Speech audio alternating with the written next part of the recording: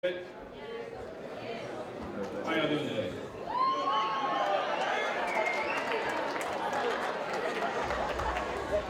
I haven't talked to the microphone since I became senior class president. But the real reason I'm here today is to introduce a man who's very, very important. He's a man his guidance has helped me out throughout the day. He's a very, very inspirational man by the name of Jonathan Rivers.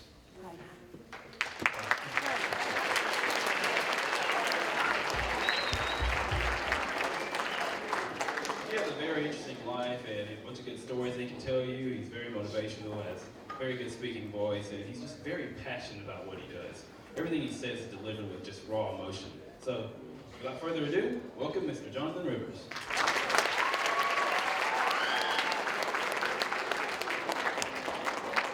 Y'all do me a favor and give another round of applause to Michelle.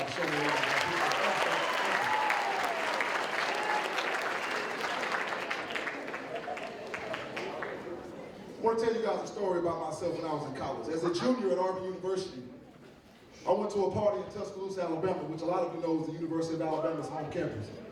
Because a lot of my frat brothers were having a party that weekend, so I told some of my frat brothers, let's go ahead and shoot to Tuscaloosa, let's go. Friday after class, got in the car, shot up to Tuscaloosa, about a 3-hour drive. Partied hard. Won't talk about a lot of things we did, but you use your imagination, you know that we partied real hard. Right?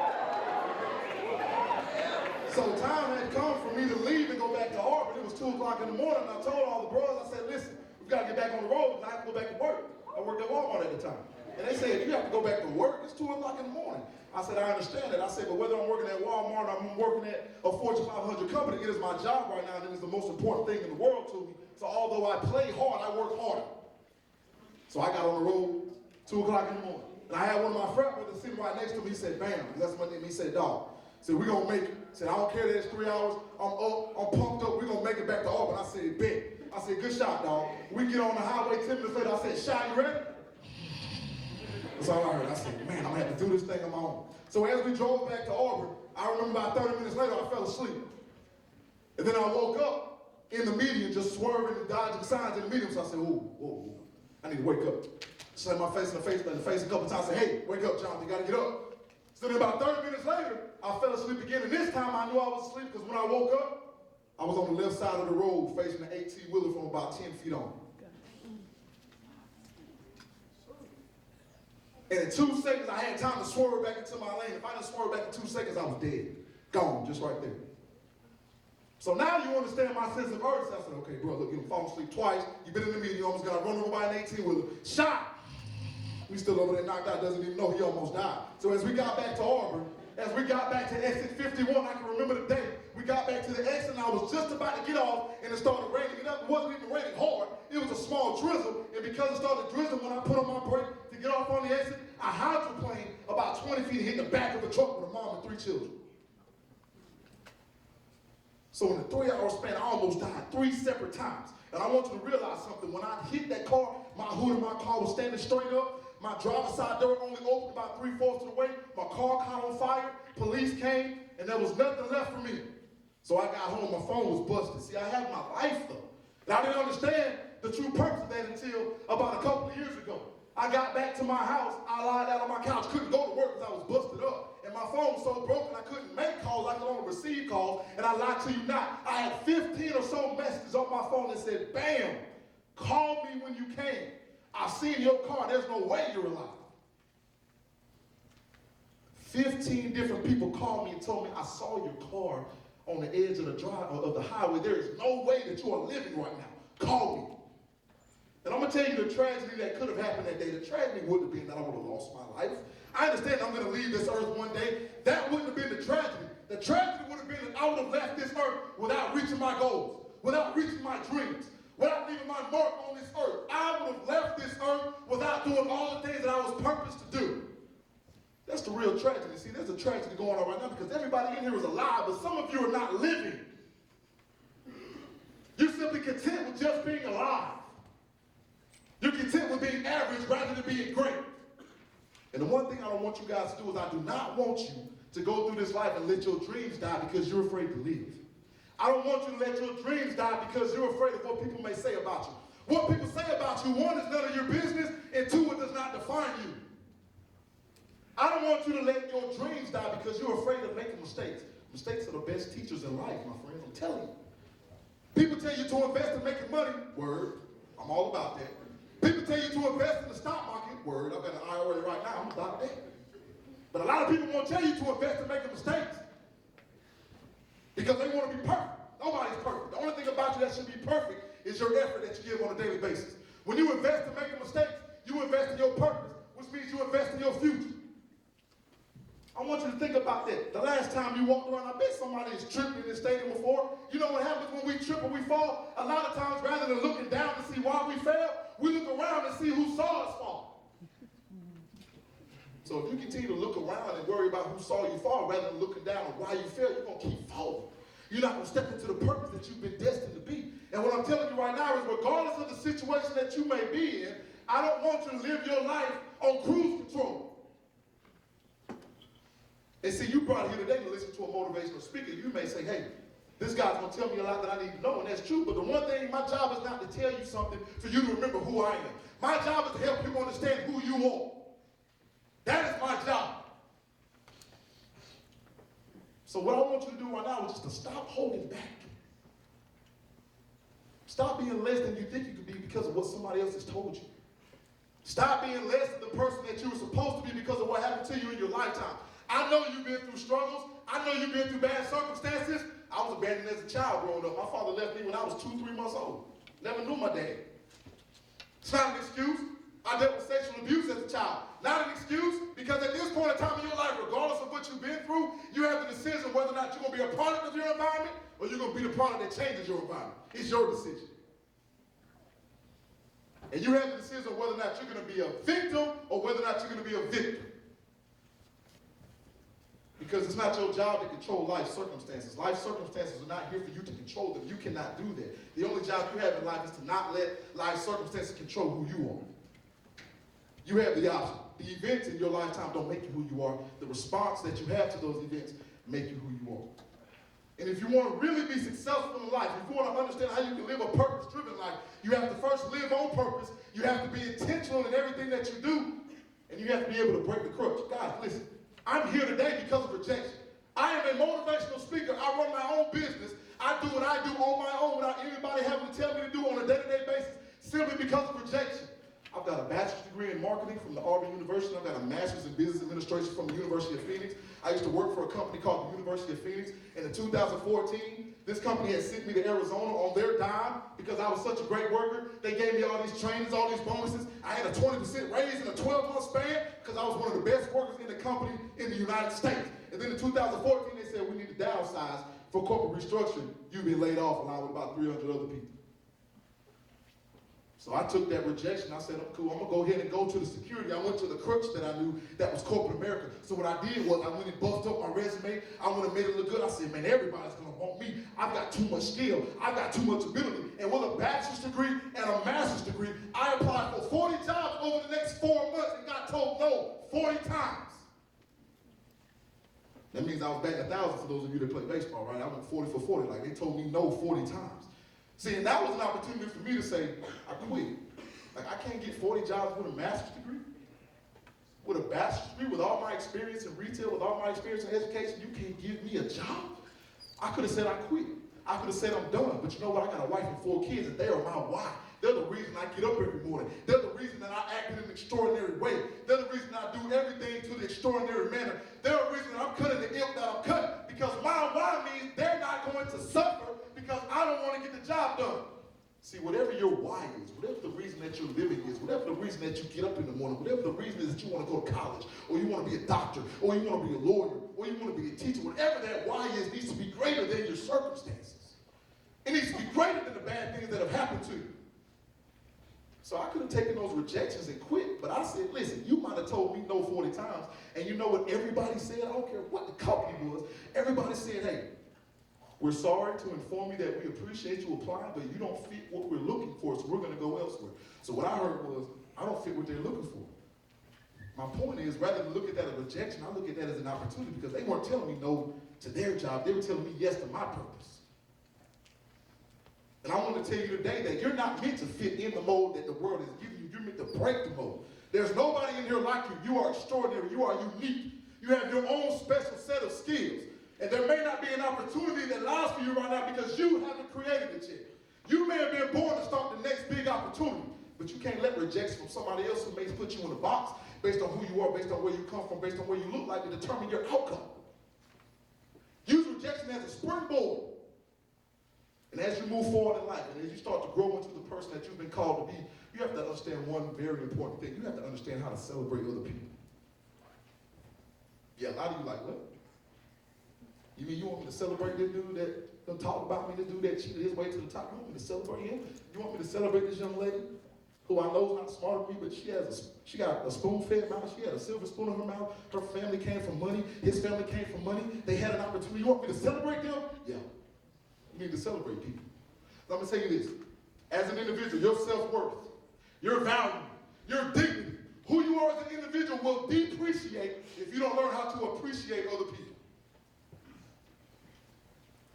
You as an individual will begin to depreciate, and you will continue to depreciate. Your value will continue to decrease if you do not learn how to appreciate other people. And I know you guys want to leave a legacy in this world. Everybody wants to leave a legacy because everybody wants to be remembered, but I'm going to tell you one secret. Your legacy will not be defined by the accomplishments that you have in your lifetime. Your legacy will be defined by the accomplishments of those people whom you've helped, those people whom you've trained, those people whom you've taught, those people whom you've helped develop. I told you I've got 4 children. It doesn't matter what I leave my kids. It matters what I leave inside of them. So what are you leaving inside of other people? What seeds are you planting inside of other people? Are you celebrating somebody, or are you angry because they receive accolades that you think you should have? See, Kevin Durant is an NBA player right now for the Golden State Warriors, formerly of the Oklahoma City Thunder. Kevin Durant about 4 or 5 years ago was named the MVP of the NBA. The most prestigious award in the National Basketball Association. He was given the MVP award amongst guys like Blake Griffin, LeBron James, D. Wade, Chris Paul, Russell Westbrook. He was the king of kings in the NBA that year. And when they sat Kevin Durant at the podium, he sat down with his 7'2" wingspan, with his handles like a 1 guard, his jumper like a 2 guard, his defense that can guard anybody in the league. Kevin Durant sat down, and when he had the opportunity to talk about himself, to boast about himself, to talk about how great he was, do you know what he did? The whole time he celebrated his mom. He took that time to celebrate his mother because you know what he realized? He realized without his mother raising him and his siblings on their own, he wouldn't be able to be where he is right now. Kevin Durant understood that he couldn't go to those basketball camps if she didn't break her back. He understood that he couldn't do what he needed to do in life if she didn't give her blood, sweat, and tears to put him in position. She sacrificed for Kevin Durant so he could be the MVP of the NBA, and he recognized that. So Kevin Durant celebrated his mom. His mom ended up getting a TV deal. He said, "Mom, you the real MVP." She ended up getting a whole lot of things simply because her son was able to celebrate her. It was easy for Kevin Durant to sit there and say, "Listen, I'm the best in the league this year, baby." But he knew it wasn't just about him. He knew that there were people behind the scenes that were making it happen for him, and he was going to celebrate them and give them accolades. Make some noise if you know who Serena Williams is. I know who Serena Williams is? Absolutely. Listen, Serena Williams just became the most decorated women tennis player in history. 23 Grand Slam titles. She's accomplished something no other women tennis player has. Basically, no other men has either. And they put her on the spot, and they said, "Serena, listen, you're the best tennis player of this era, probably of all time. How does it feel?" I wouldn't be where I was if it weren't for my sister Venus. But do you guys know who she beat to get that 23rd Grand Slam title? Her sister Venus. She beat her sister Venus. So what she did was, see, Serena thought back to all the times when they were young, and Venus would whoop her butt. Like Venus would take her to the woodshed. Serena would go to Venus and say, "Look, can I get a win? Can you give me something?" No, because if I give you something right, you working for it, I weaken you rather than make you stronger. She understood that she had to celebrate the life of her sister, because if it was not for her sister, she wouldn't be the tennis player she was right now. She wouldn't be the woman she is right now. So in this lifetime, when you look to get accolades, don't ever hesitate to celebrate somebody else. Because the problems you deal with, the problems that somebody else deals with, when people see you going through things and you're overcoming them and you're celebrating other people even when you're down, that can be a solution for somebody else. Your actions always speak louder than your words. Be willing to celebrate other people. And listen, I don't want you to think less of yourself. I simply want you to think of yourself less. Don't parade yourself. Don't make yourself feel small. You don't have to do that. But just put other people first. That is a true mark of somebody who is being successful. Let me tell you guys something. The problem in this world right now, and I'm going to be honest, is that a lot of you have built a wall for yourself, and you built a wall without even knowing it. Build that wall. All right? Not that wall, young son. Thank you for participating.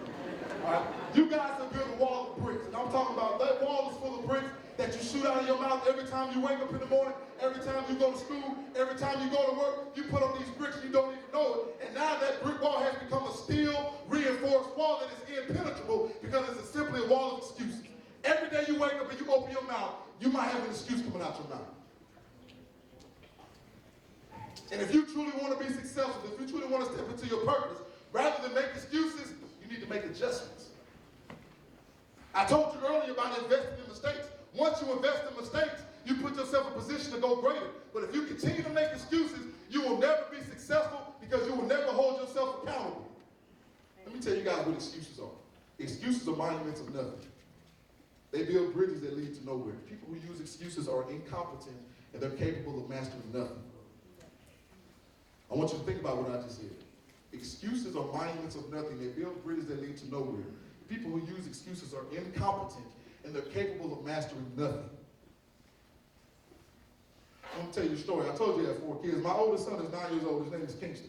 And I was at the house one day and he was playing basketball with a couple of his cousins. So they're outside shooting. I'm looking at his cousin. His cousin named Jacob picked up the ball and just shoot with all the confidence in the world, just throwing up bricks. Just brick after brick, just hitting the backboard, not even hitting the goal. I said, good gracious, what are you doing, man? So he looks at me, he said, oh, John, no, hold on. I know I'm throwing up bricks. I know my shot is bad. I know I'm not getting the job done, but there's something wrong with this ball. I said, oh, yeah. I said, give me the rock. Give me the rock. I told him, give me the ball. Now, let me tell you the story. I was an all-state football player in high school. I was one of only 3 freshmen to play varsity football, one of only 3 freshmen to play varsity baseball. I was a letterman in both those sports. All-state, went and played in Auburn for a little while until I hurt my back. I was a bowler in football and baseball, but in basketball, I wasn't that good. Had no left hand, couldn't really shoot, played great defense, but that was it. So when I took this basketball, I was ready to teach some man lesson. I was like, Lord, please don't let me miss. So as I take this basketball, I shoot my first jumper. Boom! Number net, give me the rock. I go behind my back and everything. Boom! Hit 2 in a row. I said, oh, what you know? Give me another jumper. Boom! 3 in a row. Boom! 4 in a row. Then I hesitate on the step back, look down, hit another jumper. Boom! 5 in a row. Then I hit one more shot. Boom! 6 in a row. I went for that 7th shot. I said, you better quit while you were here. So I just put the ball down, all right? I didn't want to break my streak. I was on fire. I didn't want to break my streak. So I looked at the basketball that he had just told me something was wrong with it. He just told me that the ball wasn't going in the hoop because it was something wrong with the ball. So as I made 6 shots in a row that drilled the net, as the net was still burning, he looked at me with a smile. I looked at him. I said, Jacob, is it the ball or is it you? I said, is it the ball or is it you? I said, are you a person that makes excuses or are you a person that makes adjustments? And from that day on, every time I see him, I say, hey, do you make excuses or do you make adjustments? He said, I make adjustments, and that's all life is. Be held accountable for your actions. Falling is not the problem. Not getting up is the problem. Everybody will fail. You will not ask one successful person whom you come in contact with how they became successful without them telling you, I had to fail 1,000 times before I was able to succeed. And so you just have to be willing to trust the process. See, a lot of us live in a microwave mentality. You know what I mean? Like, we want to put stuff in the microwave. We want our success to be just like that. See, the problem with the microwave is you put something in the microwave and you heat it up, and it's very hot on the outside, so you about ready to eat. You've been hungry all day. You put something in the microwave, you ready to eat. You see the steam from the outside, but the problem is, when you dig into the core of that meal, it's ice cold because you ain't put in the work. Because you heated it from the outside in rather from the inside out. If you want to be successful, it starts within. Nobody else determines your success. You determine your success. Nobody else will determine your outcome. You determine your outcome. Nobody else will put yourself in position to do great things. You will put yourself in position to do great things. So from this day on, you have the decision on whether or not you want to make excuses or make adjustments. And see, a lot of us don't want to be stretched. Like, a lot of us don't want to step out of something called our comfort zone. I'm going to tell you the truth about your comfort zone. Your comfort zone can be the most dangerous place in this world that you can reside. And see, when you live in your comfort zone, you know what you do? You eliminate the opportunity to get better because you want to be comfortable where you were the day before. You want to be comfortable where you were the year before. You want to be comfortable in a situation that you're used to. Guys, if it doesn't challenge you, it will never change you. If the situations that you deal with on a daily basis do not challenge you, they will never change you. I'm going to tell you a story about a frog with 2 pots of water. So there was this frog, and there was a pot of water that was boiling hot. So somebody dropped this frog in that boiling water, and that frog, not being a dummy, immediately jumped out of that water because he knew that the water was too hot. He was staying to get burned, so he leaped out and went on about his business. But see, 20 minutes later, take that same frog, put that frog in boiling water. No, it's not boiling. You put him in lukewarm water. You know why? Because see, the lukewarm water is very comfortable. The lukewarm water is where you stay because you've been able to accomplish something in life, and you don't have to move to get better. You don't have to do anything for somebody to keep giving you accolades. Everybody's already told you how great you are. Everybody's already told you how smart you are. Everybody's already told you that you can do anything in this world, so you don't have to work for it. So they dropped him in this water. And that water being lukewarm, but see, what the frog didn't know was while he was all warm, all comfortable, somebody started turning that dial up slowly but surely. And while the frog was sitting there being comfortable, while the frog was sitting there having nothing to do, having nowhere to go, because he knew that if I stayed here, I could have everything I want without stretching myself, that water continued to go up slowly but surely. And as that water went up, the frog didn't realize that the water was boiling, and without knowing it, that frog ended up burning to death because he wasn't willing to stretch himself. See, what happens in life is when you stay inside your comfort zone, you be okay with not growing. You'll be okay with not stretching because it hurts. Well, guys, if it doesn't hurt, it's not worth it. Because you start to live a life of procrastination. Let me tell you what procrastination is. Procrastination is the foundation of regression, and it is the principle of regret. If you procrastinate every day in your life, you will live a life of what ifs rather than I can. Let me tell you a story about procrastination. This is a true story that I really want to share. This is near and dear to my heart. And I want you to understand how real it is when you procrastinate. I graduated from high school in 2000. And maybe about 10 years ago, there was a young lady. She cheered when I played football. We were real tight, real cool. So she grew up, and then she ended up joining my church. And it really made me excited that she ended up joining my church because I saw her trying to change her life. I saw her doing things that were really beneficial to her and her child. So I would see her every Wednesday night. And every time I would see her, I would go speak to her and say, hey, how you doing, Jelani? And she would always have this smile on her face. Like everybody has a trademark. And her trademark was her smile. So every time she would smile, I'd be like, great, that's the Jelani I know. I appreciate that. So then one night she came to Bible study and she wasn't smiling. I said, man, something's wrong here. She's not smiling. Every day I used to go back there and give her a hug during the music playing. Every time I used to go back there and see how she was doing. But this day I said, you know what? She looks upset. I'll wait. I'll fall back. I'll chill. I'm not going to say anything to her because maybe she doesn't want to be bothered. I don't want to exacerbate the problem. I don't want to make the problem worse. So I'll fall back and make sure that I don't do anything to hurt her. So what I did was I simply procrastinated of going to speak life to her like I had done every week before that. I procrastinated in doing something that I knew would be beneficial to her. But because I thought that I wasn't the right person to speak to her at that time and I was being selfish, I fell back. So then I said, I'll talk to her at the service, not that big a deal. So service went by, about 45, 50 minutes went by. I turned around and said, I'm going to go talk to Jelani. She was gone. I said, dang. Guess I'll holler at her next week. Problem is, the next day she had been murdered by her husband.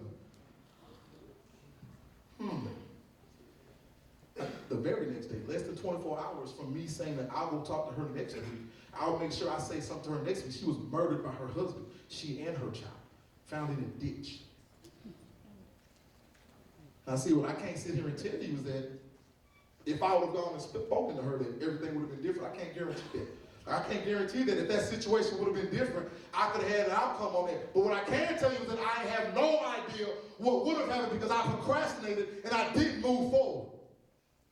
So again, guys, I don't want you to procrastinate and live a life of regrets. I want you to live a life of purpose. Live a life of extraordinary intention and stop waiting to do tomorrow what you can do today. Last story I want to tell you before I go, I want to tell you a story about a diamond miner. The guy in California said, listen, everybody around here broke. Everybody. He said, I'm not going to be broke anymore. I'm sick of being broke. Sick of wearing old clothes, sick of wearing old shoes, sick of having old everything. I'm going to go out there and get the diamonds that nobody else has tried to get before. So he took his pick, went out there to the mines, and he started swinging. Woo! Went out there and started swinging again. Woo! Everybody said, dude, you crazy. No diamonds out here, man. What you swing for? He said, no, you don't worry about me. I'm going to keep doing this. Woo! He kept swinging. Woo! 2 years went by. Took his tie off, then he still kept swinging. Woo! He said, I'm going to get these diamonds. I'm going to change my life. I'm going to change the life of my family. Woo! So then after 5 years, all of the negative speech started to build up. All of the ridicule started to build up. All of everybody started calling him crazy, started to build up. And you know what that man did after 5 years? He had been swinging for 5 years, and he just walked away because he was dejected. He was like, there's no rainbow at the end of that tunnel, man. I'm a dip. I'm gone. What he didn't know is the very next day, he inspired somebody to go after their diamonds, go after their goals as well. And they went to that same diamond mine. They took their pick and with one swing, boom, number diamonds. One swing. My point to you is, when you start on your goals, when you start on your dreams, when you start on your aspirations, it is never a good time to stop. It's never a good time to stop going after your goals. When you start something, you have to finish, because your greatness, your purpose can be right there in front of you. And as I close, I just want to give you guys something. It's called an extraordinary equation. When you take all your goals, when you take all your hopes, when you take all your dreams, when you take all your aspirations, and you subtract the negative speech, you subtract the negative comments, you subtract the negative talk, you subtract the negative people, you subtract the negative outcomes, the difference will be a greater you. You do not need anybody's permission to be extraordinary. You don't need anybody's permission to be great. You were born to be great, you were destined to be great, and you got a story to tell. So I want to encourage you right now, go tell your story. My name is John Rivers. I appreciate your time, guys.